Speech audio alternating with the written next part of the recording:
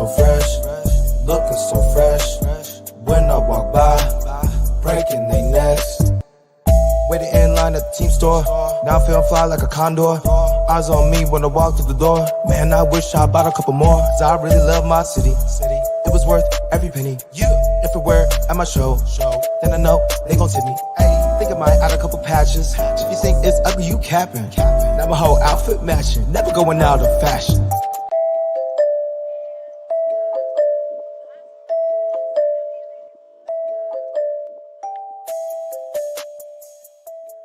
What's going on, everybody? Welcome, episode 639, Talking Friars podcast and YouTube show. Ben Fadden with you here on September 29th, 2024. The regular season is over for the Padres. It is not over in all of Major League Baseball, though, because the Braves and the Mets do have to play that doubleheader tomorrow to decide the final playoff spots in the National League. We'll see if the D-backs end up getting in.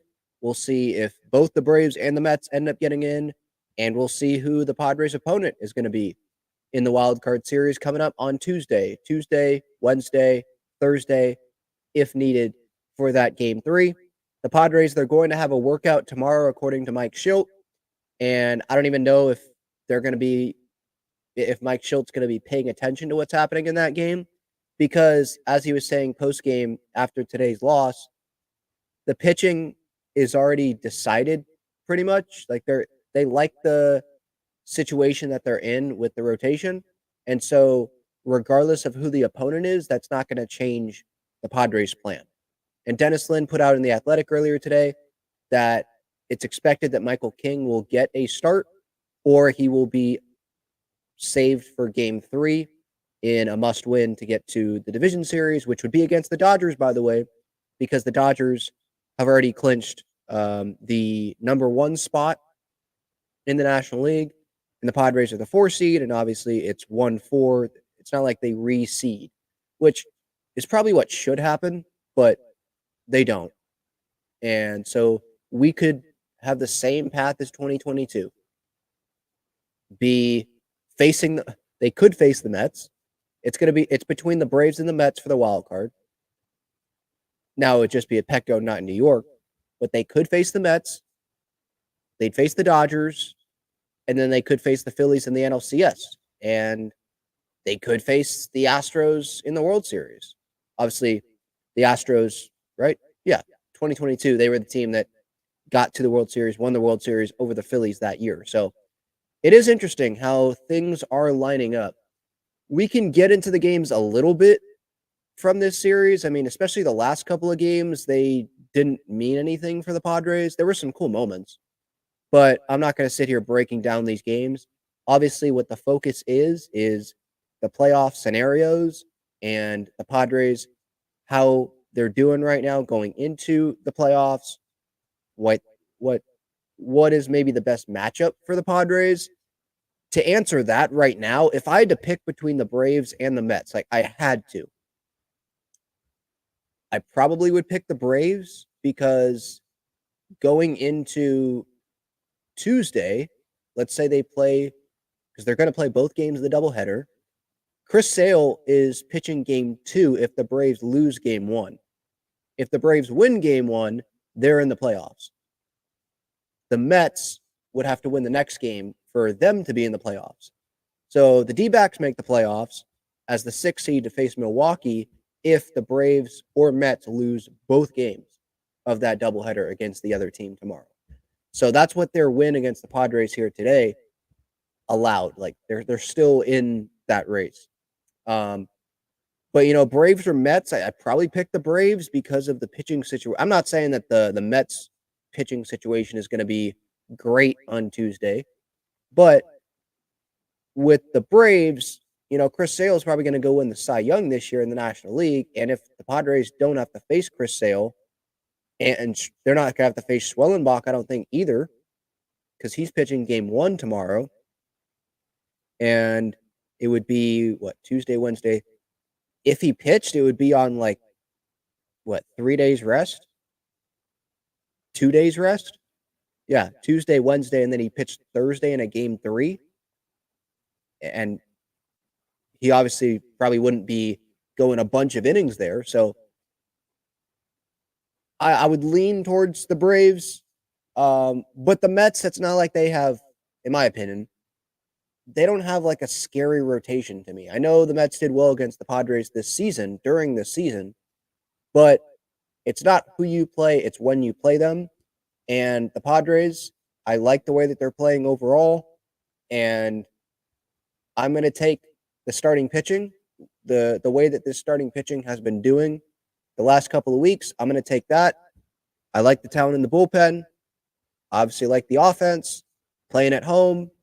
I'm going to take my chances, especially again when you have that rotation that the Padres have. So that's how I'm starting this show today. Just laying out some thoughts about what's to come here in the next 24 hours. The doubleheader, game 1, Braves Mets, is tomorrow at 10:10 a.m. our time. Both games, I believe, are going to be on ESPN2. And Jeff Passan lays it out here. With Arizona and the Mets winning and Atlanta losing today, the full doubleheader between the Mets and Braves is happening on Monday. If either team sweeps, that team and Arizona are in, like I said earlier. With a split, the Mets and Braves are both in. Now, what I do wonder is if they split, which definitely could happen, are the Padres facing the Braves or are they facing the Mets? I think they're facing the Braves if they split. Right now, the Mets and Braves have identical records, 88 and 72. So if they split, then the Braves, I think, would still be in that 5 spot. So it would be Braves Padres. The only way the Padres play the Mets is if the Mets win both games against the Braves. And the D-backs get the 6, and they go to play in Milwaukee against the Brewers, the 3 seed. The only division winner, obviously, that didn't get that first round bye. So hopefully that makes sense. The Padres 93 and 69 was their final record in this regular season. And if you would have told me in spring training that they would have been a 93-win team, I would have been freaking ecstatic. Sign me up for that all day. Like, that's a playoff team. I think we were discussing maybe 86, 87 wins can get them in. So to get 93, obviously coming off of last year and the reduction in payroll and all the things that went right for the Padres this year, with some of the lower cost players coming in and being big, impactful players, obviously.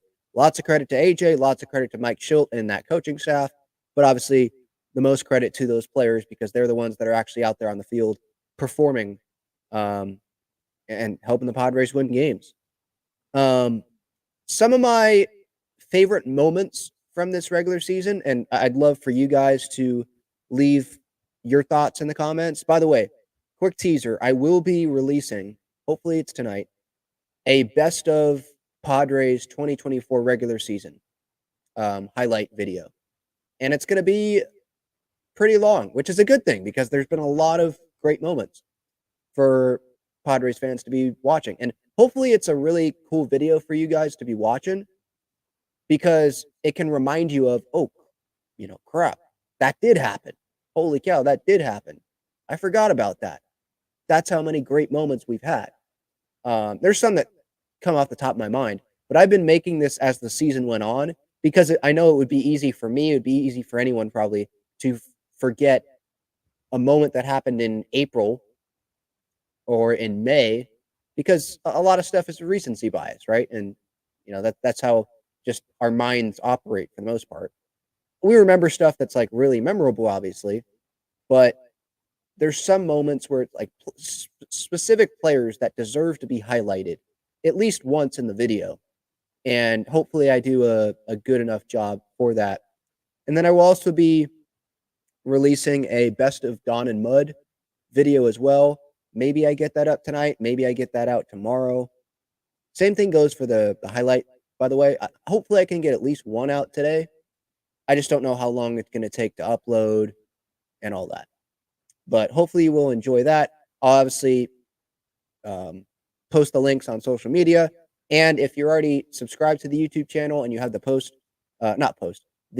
notifications on, the channel notifications, you will know when it is out first. So I recommend you do that.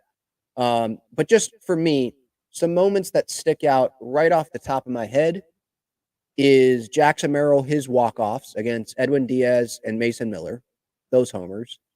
Fernando and, the big comeback down 8-0, the Fernando walk-offs, the couple walk-offs that he had, the Luis Arraez walk-off against the Dodgers, the Jurickson Profar Washington Nationals, Manny Machado, that whole situation, the triple play to clinch a postseason spot, the Dylan Cease no-hitter. That's right, he threw a no-hitter this year. Joe Musgrove, and this isn't a specific moment, but him coming back and him pitching well the way that he has. This wasn't during the regular season, but obviously the Peter Seidler Memorial, before the season. Actually, it was the season already started, right? Because they were in Korea and then they came back for it. The Korea series obviously is something that is memorable.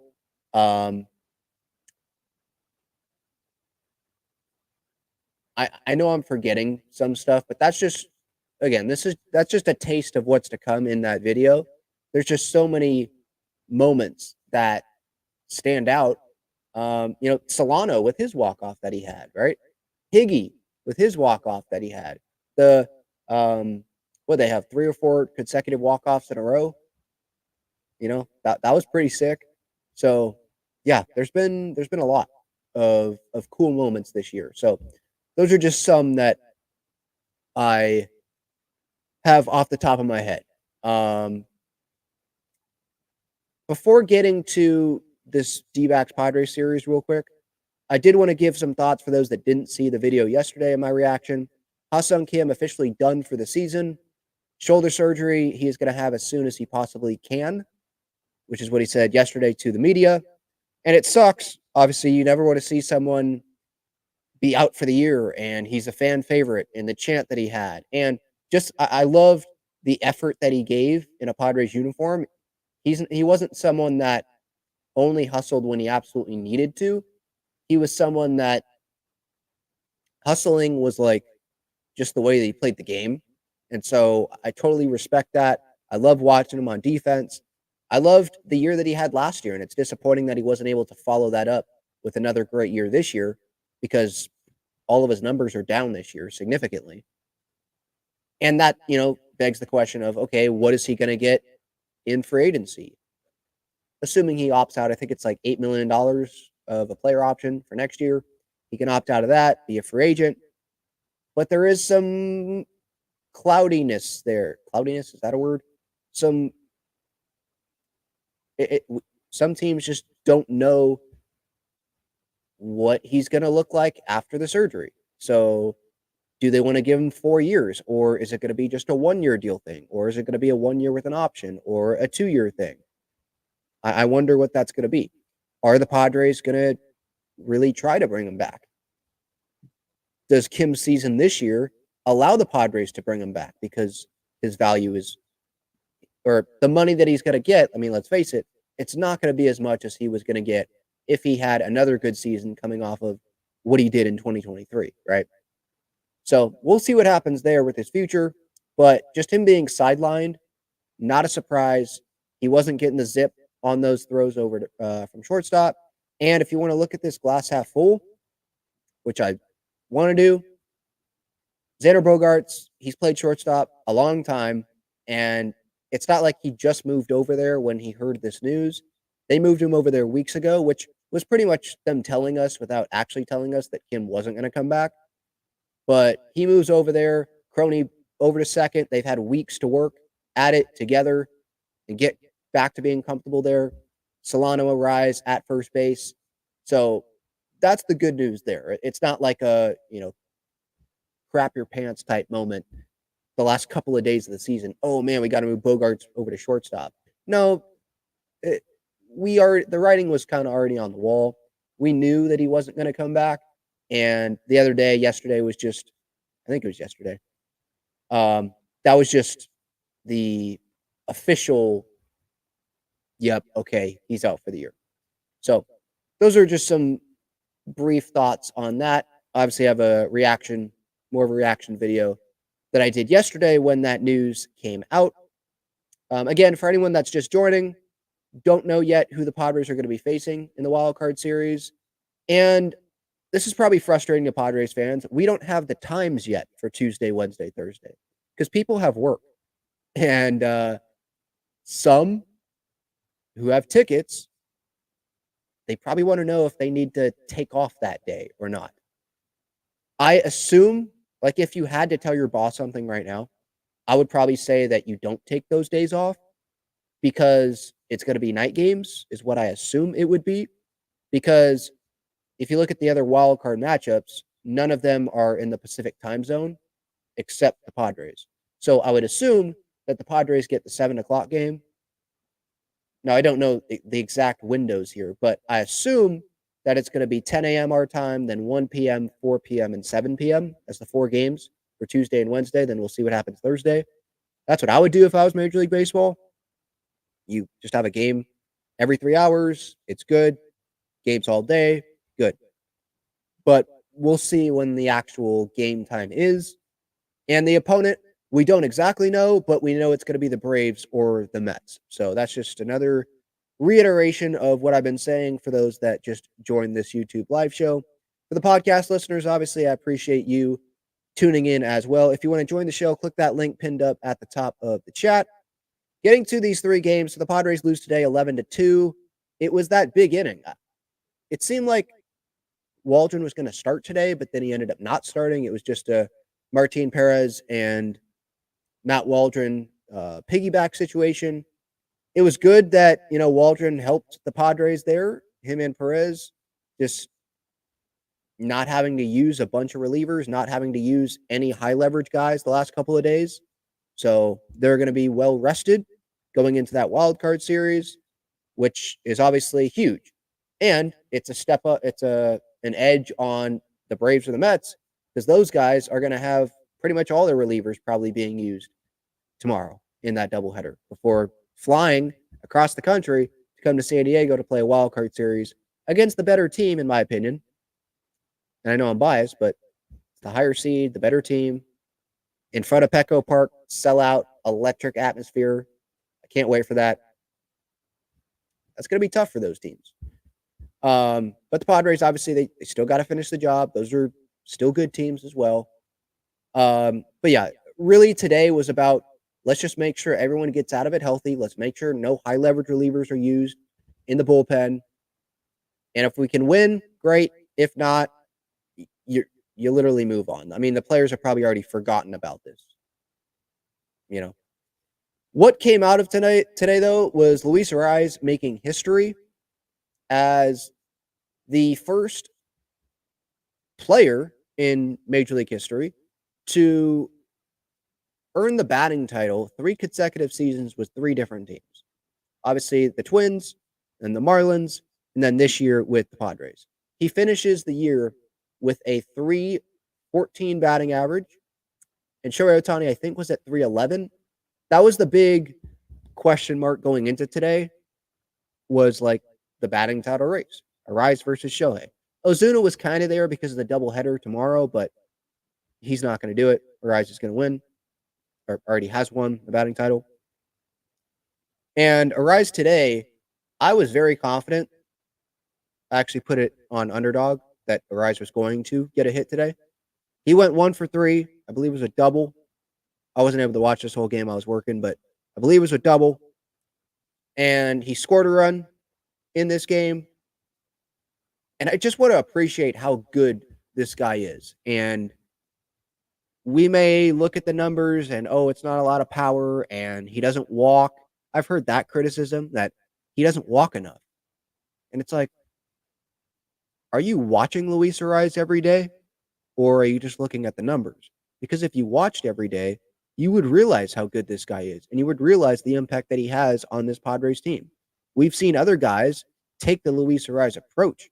And even if it's not a strike, they see the situation and they're just trying to put the ball in play and make things happen. And guess what? Good things have happened.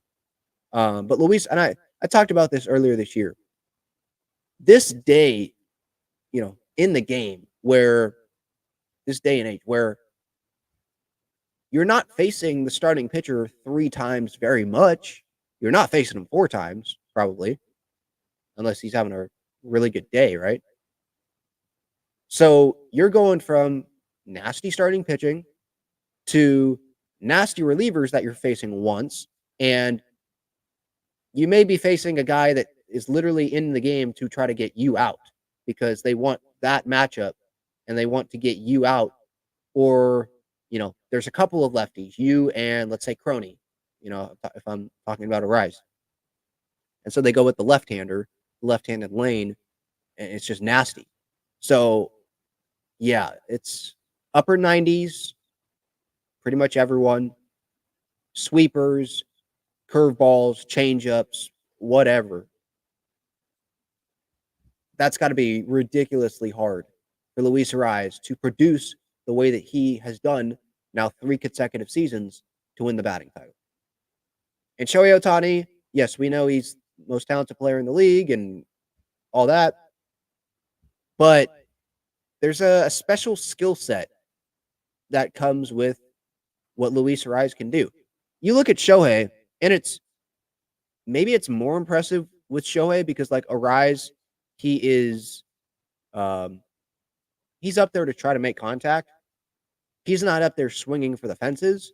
Where you look at Shohei, most of his swings are big hacks. He's trying to do damage up there. So for him to be right there in batting average with someone that is just, he's a contact guy trying to put the ball in play, not strike out, that's pretty impressive for Shohei. So I hate the Dodgers. That's pretty much the most kind thing I'm going to say about anyone on that team, but I will give him props there. So congratulations to Luis Arraez. He definitely is in that highlight video that I'm going to be hopefully putting out sometime tonight or tomorrow. But that for me, that was really the big thing from today. I don't care anyone that went over. Nick Ahmed got a hit, so cool for him. To me, like these last couple of games, it was about the cool moments. It was Brendan Lockridge homering yesterday. Spoiler, that's going to be in the video. Because even though that's not something that we're going to sit here and be like, yep, that's the moment of the year. That's his moment of the year. And to see the dugout reaction to Brendan Lockridge homering, it looked like it was almost like a playoff game, or a walk-off. It was pretty cool. Go ahead, run in the top of the 9th or something. That's what it felt like there. When it was just a homer in a game that didn't matter for the Padres because they had already clinched the 4 seed. They could already do as much as they can. And Higgy had already homered in the 9th to make it 2-0. So it's not like that was the go-ahead eventual, game-winning run. But that's a cool moment right there. He had, 3 at-bats or something? Not a lot of at-bats at the big league level before he hit that homer. And he's obviously not known as this power guy. So that's pretty darn cool.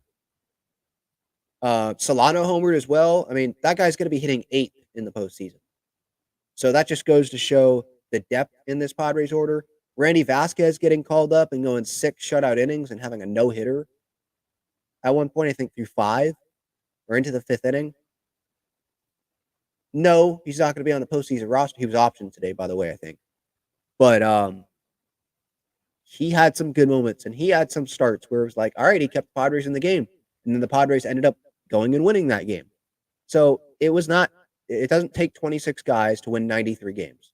It takes 40-plus guys to do it.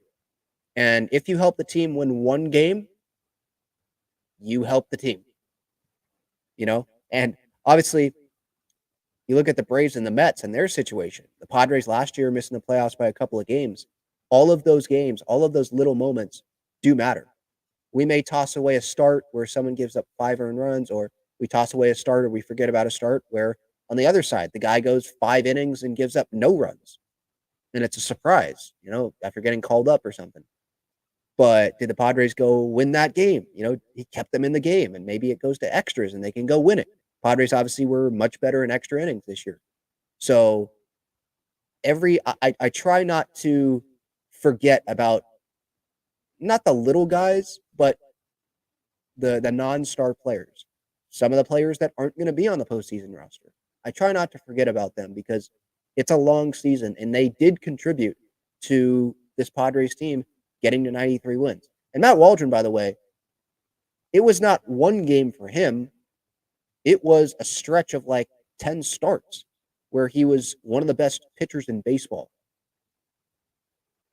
And obviously, there was the whole Patrick Mahomes shout out. Remember that with the knuckleball? So, yeah, it wasn't just one game. Some guys, it was one.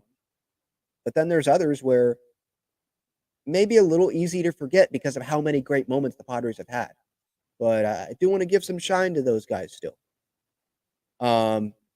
Obviously, Friday's game, the Padres, they clinched the 4 seed there with the 5-3 win. It was awesome seeing this Padres team get a bunch of hits early, take advantage of some mistakes from the D-backs, a bad throw from Ketel Marte, a ball getting under Marte's glove. Manny with the single, made it 1-0. Merrill, single, made it 2-0. That was a Luis Arraez swing, by the way. Ball outside of the plate, not a strike, and he's just trying to put the ball in play. So, love it. Bogey force out, made it 3-0. Peralta smashed that ball to right field, made it 4-0. And then Darvish, he was not great there in the first couple of innings, but then he was able to settle down. And he finished with an okay line of 5 1/3 and 3 earned runs. But I think coming off of that outing, and you compare it to Michael King, it feels, and then Michael King not pitching in this D-back series, it feels like, okay, the 3 starters are going to be King, Cease, and Musgrove. And we'll see what order it's going to be. Is it going to be Cease and then to be determined? Are they going to go? I mean, who would they rather go with in a must-win game? Right? Game 2 if they lose game 1, or game 3 if it has to go to a game 3. Would you rather have Michael King on the mound, or would you rather have Joe Musgrove on the mound? Or is Mike Schilt, Ruben Niebla, the Padres, are they confident in both equally? And do they flip the coin to who starts game 2? And they just want to have that person be ready and treat it like a normal start preparation instead of not knowing, until the final out of game 1 if they're going to pitch the next day. Maybe that's what they do if they have, the same confidence in King and Musgrove. For me, and this isn't a knock against Michael King, he's been the most consistent Padres pitcher this year. He hasn't allowed more than 2 earned runs since like early August. He's been good, really good. But for me, and yes, this is my emotion in it. I totally admit that. But Joe's one of my guys. And he has proven it in a Padres uniform. You want that guy on the mound in a winner-take-all, in a series clinching possibility situation. We saw it in the wild card series against the Mets. We saw it in game 4 against the Dodgers in the NLDS, where I think he went 6 innings and gave up 2 earned runs, if I'm not mistaken. Like, showed up. So, got a big strikeout there to end, I think, the 6th inning. So, however the Padres do this, I don't think I'm going to come on here and be like, that was the wrong decision. I would say if they go with King, let's say game 3, or that, they wait and they say, we want King pitching the bigger game, right? I would say, based some part on emotion, I wouldn't do that. But I'm not saying, and let me be clear here, I'm not saying I wouldn't pitch Michael King in like the biggest game of this series because of on the field reasons. I mean, he's been really good. Again, most consistent Padres starter this year. It's a great problem to have. Like, the best problem to have is you have great starting pitchers and you don't have a strong leaning one way or the other of, because if I would ask 50 Padres fans right now, who would you rather start, King or Musgrove, in the must-win game? You could get 25 people say one thing, 25 people say the other, or 27 and 20. What would that be? 26 and 24. It would be close. So we'll see. We'll see what happens. All right. I do want to take a break real quick, and then we'll get back to it. Check out Gaglione Bros' famous cheesesteaks and garlic fries on Friars Road. You can visit their website, gaglionebros.com, for their entire menu and enjoy their cheesesteaks and fries at Petco Park and Snapdragon Stadium as well. All right. Some of the other great partners of the show. Breaking Tea, they've got Padres and Aztecs shirts and sweatshirts. Click the link in the description there. Tough loss for the Aztecs this weekend. Holy cow. I thought they were going to win that game, and then nope. Underdog, 100%, 50% deposit match up to $1,000. Click the link in the description, code Talking Friars. You'll get to claim a special free pick. They've got a bunch of pick'ems. They're obviously going to have a lot of action this MLB postseason, so feel free to use that to your advantage. There's WNBA playoffs going on. Liberty got the Game 1 win against the Aces today. They've got the Connecticut Sun playing the Minnesota Lynx later tonight, so that'll be a good matchup. It's the semis. So there's a lot of great action. I mean, this is the best time of year. The month of October, we're about to be in it. You got WNBA playoffs. You got the NBA season going to start up at the second half of October. Obviously, for football fans, there's college football, there's NFL. And then obviously for us, what we care about the most, there is Major League Baseball postseason. Obviously, NWSL, their season winding down as well. So it is a tremendous time for sports. 1 second real quick, because I do have something that I need to send. I need to send a text real quick. So 1 second.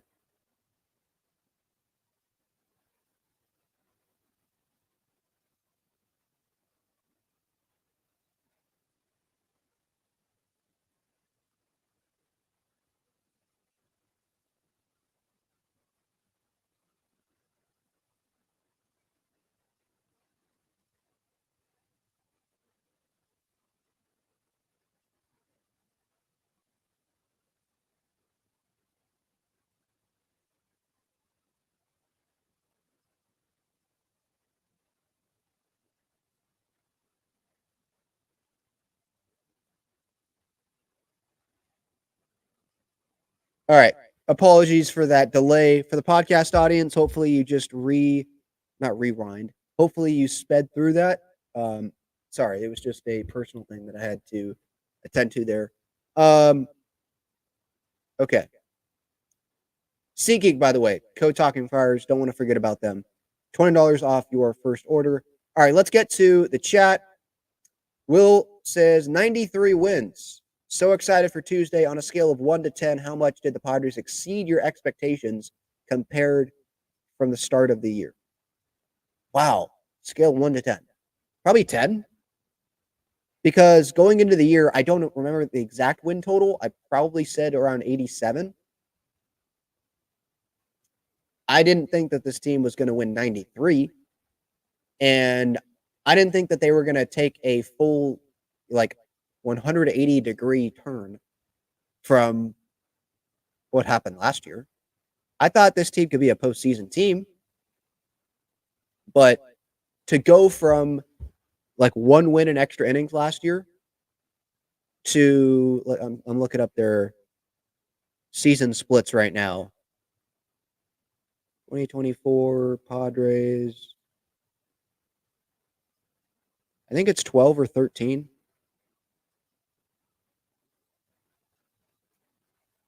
10-2, sorry. 10-2 in extra innings this year. A winning record in one-run games, 22-19. They went 43-19 in the second half of the season. 43-19. Second half of last year, the Padres went 39-33. 4 games under in the first half. Extra innings, they went 2-12. In one-run games, they were 9-23. So, literally, could they have done better? A little bit, I guess, but they were amazing. And so, scale of 1 to 10, yeah. I'm not going to sit here and say I expected this team to win 93 games and be right there with the Dodgers with the moves they made in the offseason for the division. They had an opportunity to do it if they would have won out. So, yeah, I would say 10 on that. That's a good question, though, Will. Thank you. I appreciate the super chat.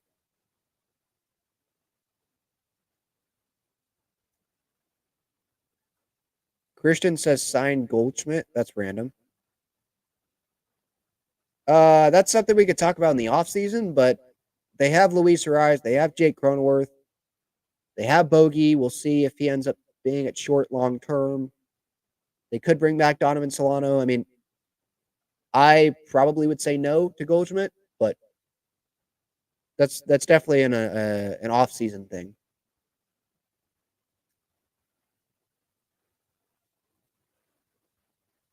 All right.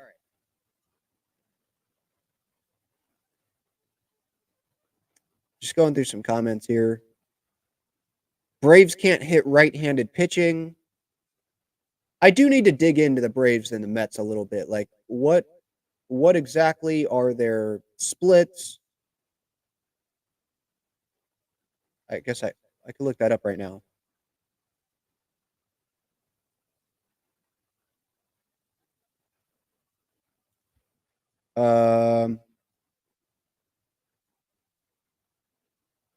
Sorry, I know, not the best podcast right now. Me scrolling through Baseball Reference trying to find this, but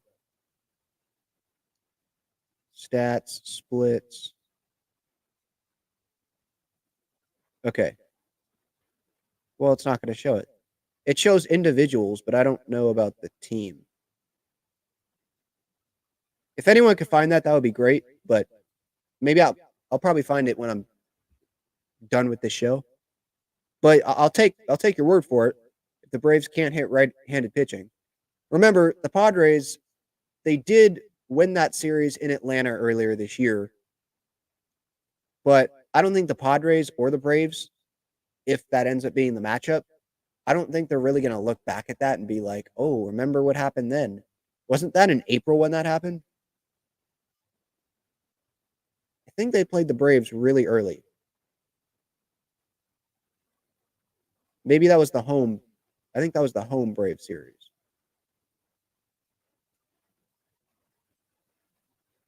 No, it was May. Sorry. Yeah, that's when Bogey got hurt. That's right. May 19th through May 17th through the 20th. The Padres took 3 out of 4. They took the first 3. And then they lost on that game that Chris Sale pitched in the series finale.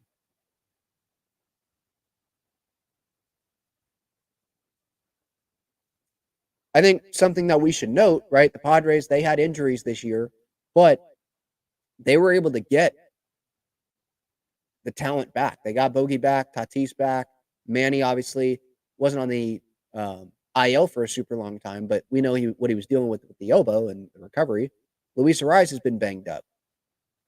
They've gotten these guys back. Where the Braves, Ozzie Albies has been out. Acuna's obviously out. On the pitching side, Spencer Strider's out. Is Max Fried? I think Max Fried is healthy. Braves depth chart. Yeah. So they've got Fried, Morton, Sale, and Schwellenbach. So if tomorrow, let's say if Sale pitches game 2 because they lose game 1, then in the wild card series, it would probably be Fried, Morton, and Lopez. Ronaldo Lopez, that is. That's their 3. And then the Padres would get to throw Cease, Musgrove, and King. I'm taking that. And then the Braves in the bullpen, Raisel Iglesias, Joe Jimenez, Aaron Bummer, Pierce Johnson, Luke Jackson. So those are some of the names there. Now, if we were to look at the Mets depth chart,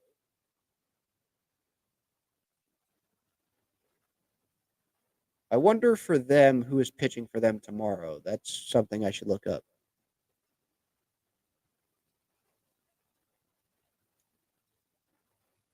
It says TBD, but maybe that's out on social media already. I don't know. But their depth chart, their two best guys. Quintana, I think, recently threw, so he probably would throw in the wild card series. But they've got Quintana, Severino, Sean Manaea, David Peterson, and Tyler McGill. I mean, I'm taking our rotation over that. And then the Padres can get to the Mets bullpen. They've got Phil Maton, Adam Ottavino, Ryan Stanek, Edwin Diaz.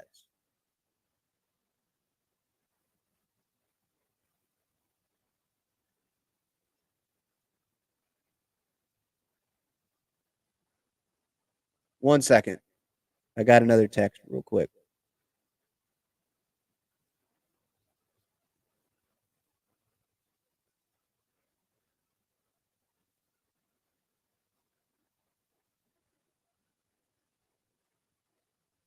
Hold on one second.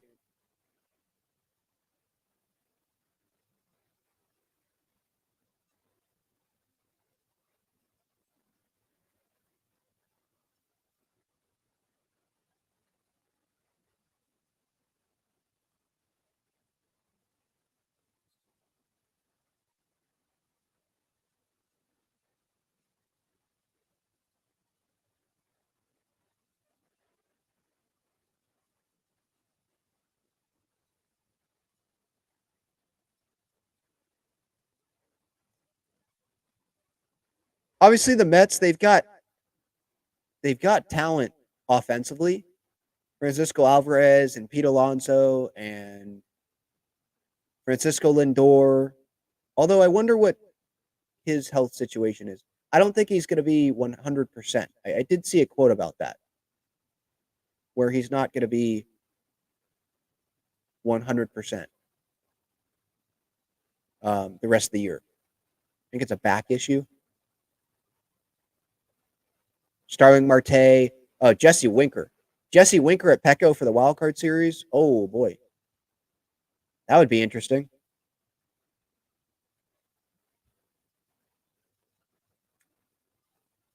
Devin says 93 and 69 is well deserved. I didn't imagine this was the record we would achieve. So many things went right for the team, puts 2023 Padres to shame. Seidler deserves the 2024 team instead of last year. That's for sure. Yeah. I know I'm not the only one that's been saying that. Yeah. I'm sure every Padres fan agrees. Seidler, the Seidler family, Peter himself, deserved this year's team as his last.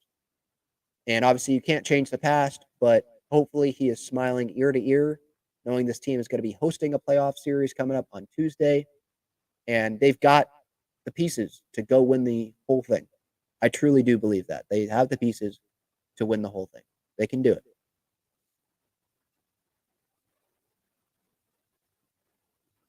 Yeah, I did see that. Chris Sale's fastball velocity was lower in his last start. So that is something to keep an eye on. Now, if he pitches in game 2, the Braves, they're confident enough in him that they're going to throw him in a must-win game tomorrow if they lose game 1. So I assume it's not the biggest problem for them. But, I mean, yeah, his fastball, especially with the arm angle and the stuff that can complement that with the breaking pitches, yeah, that's a big part of his game for sure. Am I going to the playoff games? Yes, I am planning on doing so. Yep. Finally have my season seats because it's based on seniority and we have half season tickets. So, yeah, excited about that.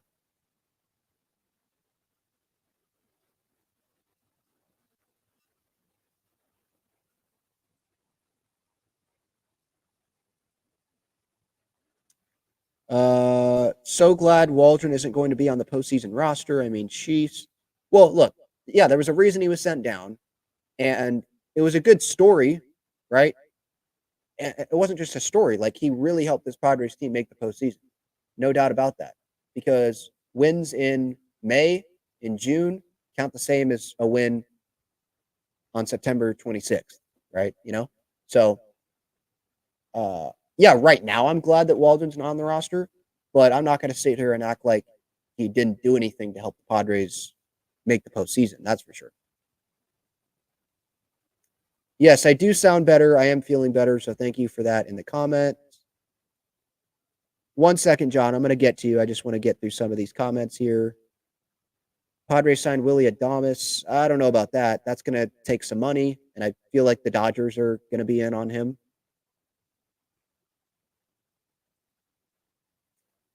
Is Tuesday's game on Fox? Those are going to be ESPN, I think. I think ESPN gets the wild card series. So that's what the issue may be for some, because if they're not going to the game, they're not the biggest fan of the Sunday Night Baseball crew, which I think if it's regardless, if it's Mets or Braves, I think they would go to the Padres. I think the Padres would get that group, because what's the best wild card series out of all the matchups? The Tigers play the Astros. The Brewers play either the Mets or the Braves or the D-backs. They'd rather go to San Diego, I would assume, the prime crew. So, I mean, 2022, they picked, I know it was in New York, but they picked Padres Mets as that series that they went to. So we'll see. But I believe Fox, I don't know if the NL gets Fox this year. Actually, yeah, they do, because they alternate TBS and Fox, I think. So, yeah, we should get Fox again this year. That would be the division series. I wish that Don and Mud would be able to broadcast the wild card series, because on ESPN for these wild card series, we don't even get the A crew, obviously, on every series, because there's one A ESPN crew. And some may not like it, that crew, but like that's the A crew. Then you have 3 others. And I'm not saying those guys aren't talented. I would just rather have the home announcers broadcast the wild card series. And if the networks want to bring in their big guys, okay. How about you can bring in your national guys for the wild card series, but let the local guys do their broadcast too. Right? Like, I think the NBA does that, where the first round, the local, it's nationally televised and it's local. I want to see Don and Mud be able to broadcast a playoff game, because they work all this way and then they don't get to call the game. Now, I love it for Jesse and Tony, of course, and we can listen to that, but it sucks for them. I mean, especially for those that are the best broadcasters in the league, TV broadcasters, like the best booth in the league, to not do the postseason broadcast. It sucks. But I'm sure they'll be shown on the Jumbotron, pumping up the crowd like last postseason. That NLDS, that was cool. Petco got loud when they saw Don and Mud on the Jumbotron. Good question here. Is Padres TV showing the playoff games if I purchase the season pack? No, I don't think so. I believe that would be blacked out, excuse me. And that was the package that you got was just for the regular season and just for the Padres TV. So pretty much like Bally Sports, where if you had Bally Sports before, you still had to go to ESPN or whatever. It's not like you just got it with Bally Sports. All right. I see John wants to join the show. What's up, my man? Long time no see. Long time no see. What a good day to talk some Padres baseball. It's How a great feeling right now. Scale of 1 to 10. Man, I'm wrestling with this pessimist optimist. I like to think of myself as an optimistic person. Yeah. But I'm also trying to I think come to grips with the fact that, hey, we could lose it in the wild card series, and that's gonna be that. That's gonna be the end of the season. Like that's gonna be that, So yeah. And I'm also trying to be, just try to be if we do lose, be like, this was a great season. And this has just been an absolute fun ride, no matter what. So I'm here for it. I'm here for the stress.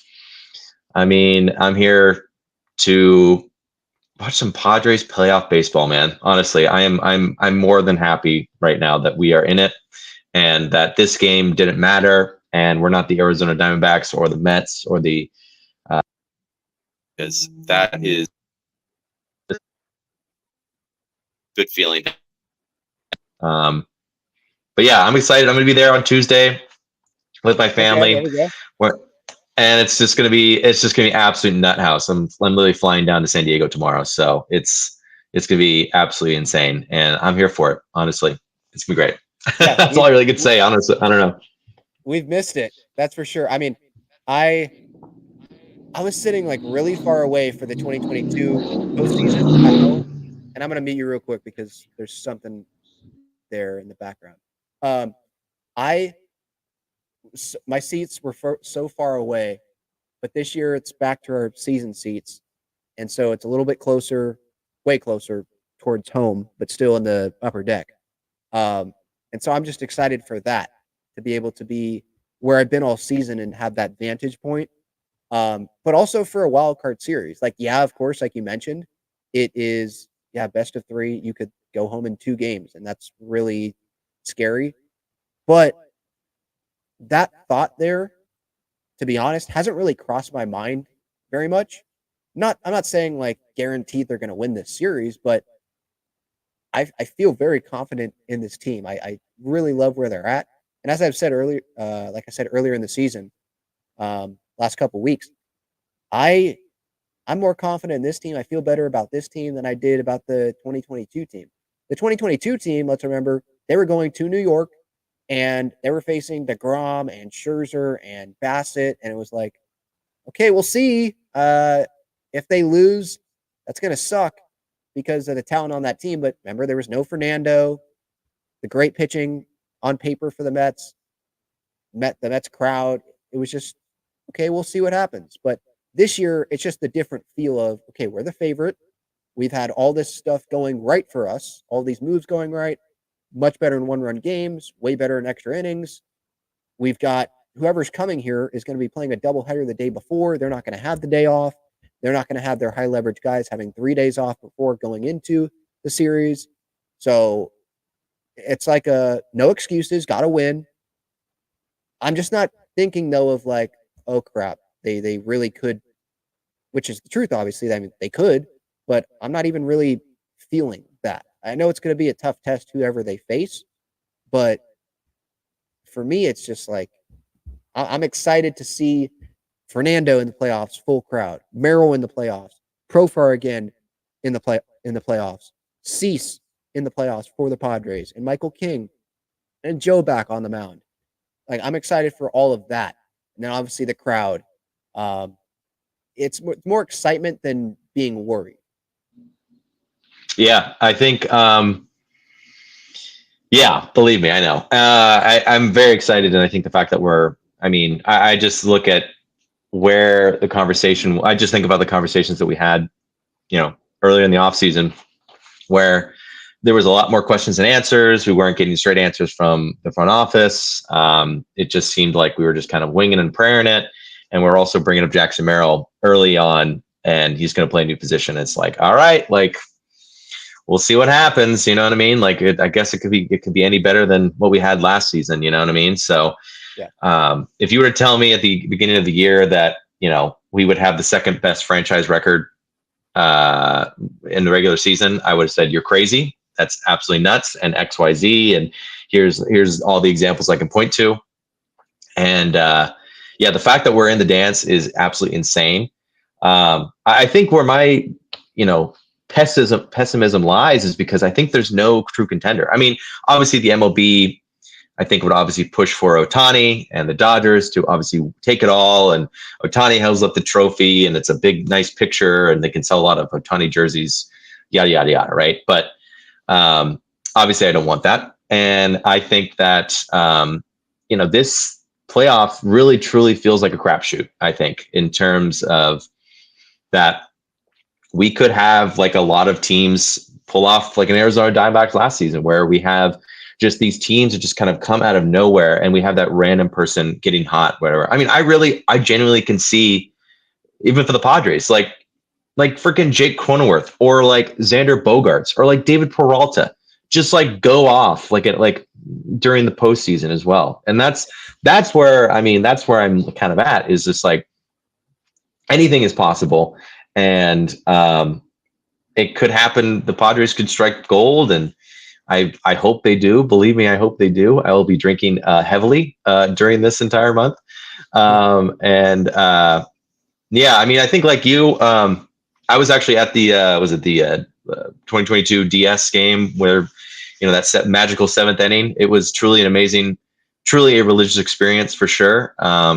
And yeah, man, I'm here for that. I want those feelings again. I want this team to in this fan base, I think, especially to just win some games, man. Just win some freaking games because they've deserved it. And yeah, I can't express how much I'm so proud of these guys. It's an incredible thing. Feeling's great, but it's also playoffs. Who knows? Who knows? Honestly, who knows what can happen? I that's where I'm at. So, but I also wanted to ask, I guess, in terms of what we have kind of go from here or whatever. I guess what would you idealistically? I mean, you were talking about earlier. What idealistically do you want the playoff matchup to be? Obviously, I'm kind of in the Atlanta camp, quite frankly, since we've had a better record. I mean, they have the season record against us, but still, I mean, I think we can prove better, I think. Yeah. And I'm definitely not saying that I've watched the Mets and the Braves. I'll meet you again real quick. Mets and Braves, I'm not watching them every day. Obviously, I'll be watching tomorrow. For me, it feels like, okay, the Braves, they're a banged up team. And especially with that doubleheader tomorrow, not saying the Mets wouldn't be in a bad spot either, but that feels like a little bit of an easier series. Again, that's if you're forcing me to pick a team, because picking a team, whenever that happens, I feel like who would you rather have? And then you get that opponent, and it's like, oh, we get upset. You just don't want to test that. Both of these teams, they've played pretty well, if I'm not mistaken. The Mets for sure, because they were not a postseason team, like All-Star break. It seemed like, oh, maybe were they going to trade Pete Alonso? And then they started playing better, and that obviously went away, and Lindor had the MVP stretch, and then obviously took a little bit of a step back there with the injury and having to be out a little bit. They've got talent on both sides. We could get to both bullpens. To me, and again, this is not coming from someone that's watching the Braves day in, day out. To me, it seems like that bullpen is very gettable. And if Sale pitches tomorrow, that could make it even better of a matchup, I feel like, for the Padres. And again, us being rested and the starting pitching that we have, it being at home, to me, it's like, I don't really care who they face. Like, bring it on. But if I do have to pick, I'm probably going to pick Atlanta. Yeah, I think I'm in the same boat. Obviously, I think I'll be watching with bated breath those doubleheaders for sure. And I hope that Atlanta loses that first game so that Chris Sale pitches that second game. I'll be honest with you. I'll be rooting for the Mets that first game and then hoping for a split because as much as I think that the Diamondbacks have kind of faltered, I think in this last week or so, which is, hey, great.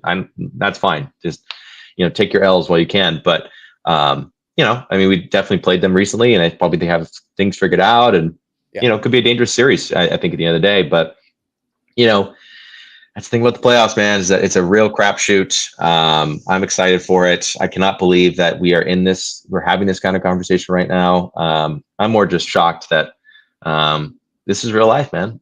We're here for it, honestly. And it's a good feeling to be a Padre fan right now.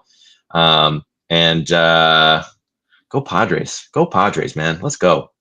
Let's go. Yep. All right, John. Thanks, man. I appreciate it. See you Have then. fun in Later. San Diego. Yeah. See ya. All right. I do see some comments here. Dave says no World Series winner loses the last game of the season by over a touchdown. Look it up.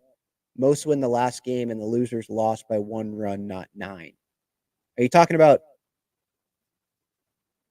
last game of the regular season? Because, no crap, the World Series winner doesn't lose the last game because they won the World Series.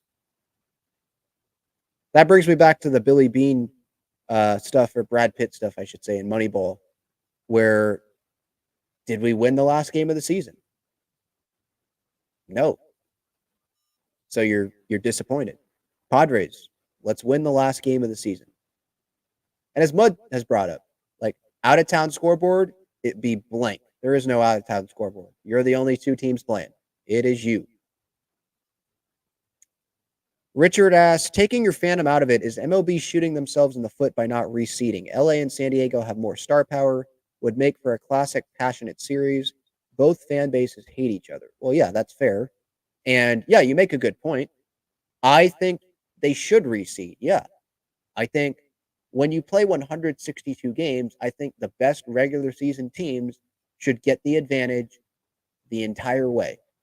And I know they do with like home field, but they should get the advantage the entire way of, okay, the best team remaining faces the worst team remaining based on seeding, right? Regular season record. I think that's how it should be. I think that makes the most sense. What is the point of having the bracket? The bracket should happen the wild card series, and then you reseed after that, I feel like.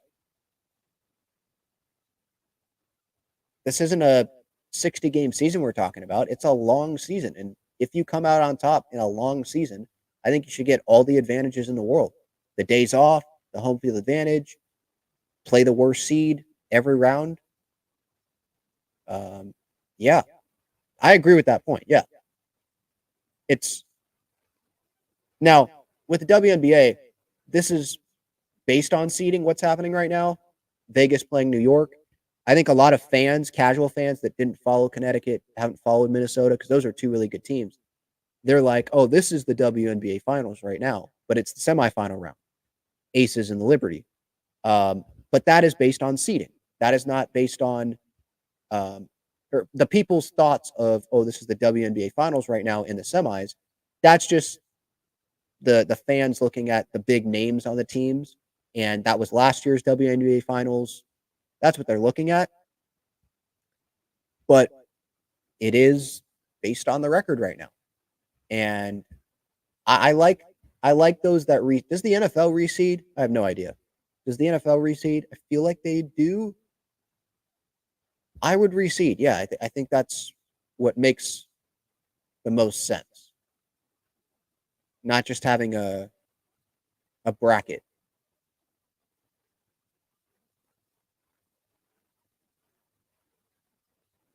All right. That's going to do it. Talking Friars episode 639. I'm planning on having another episode come out tomorrow. So stay tuned for that. I appreciate everyone's time. Thank you for, staying through the delays there, the long pauses that I had to have there during this show. I appreciate it. And go Pods. We'll be back tomorrow and the rest of the postseason, obviously.